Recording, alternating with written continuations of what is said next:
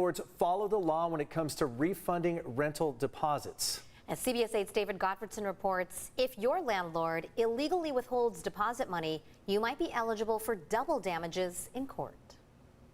It's a deposit. It's your money still at the end of the day, and your landlord has to tell you where it went. Landlords failing to refund deposits after a tenant moves out is one of the most common complaints we hear from renters. So I reached out for advice to attorney Erin Rounds, who owns the Tenants Legal Center in San Diego. The onus should not be on the tenant to force the landlord to do what is ultimately the landlord's job. The landlord has chosen to rent out their home, their unit, that space. They should be familiar with the law, and it should not be the responsibility of the tenant to tell them how to do their jobs.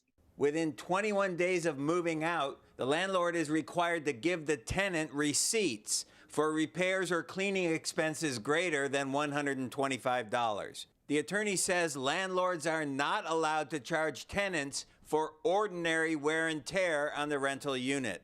What I like to tell my tenants is that there's a very big difference between punching a hole in the wall and hanging a painting.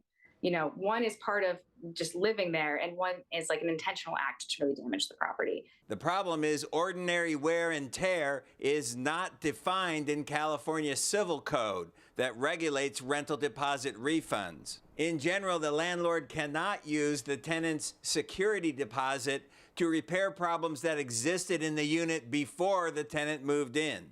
The cleaning costs, for example, that's really normal wear and tear at the end of the day. Replacing a blind, things like that just kind of happen when you live in a home.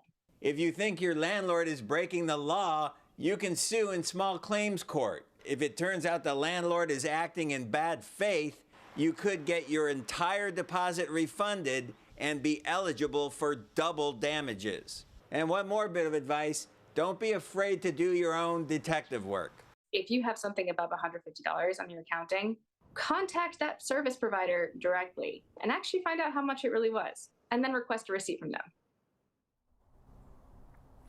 If you end up in a dispute with your landlord over the security deposit, make sure you write the landlord a letter explaining why you think you deserve your money back, and then keep a copy of that notification letter for future reference. David, no doubt people have a lot of questions. Do tenants need to hire an attorney in order to sue a landlord in small claims court? You do not need to have an attorney to sue in small claims court, but if you want more advice, we've posted a link to the Tenants Legal Center at cbs8.com. David Gottfredson reporting for us live. Thanks, David.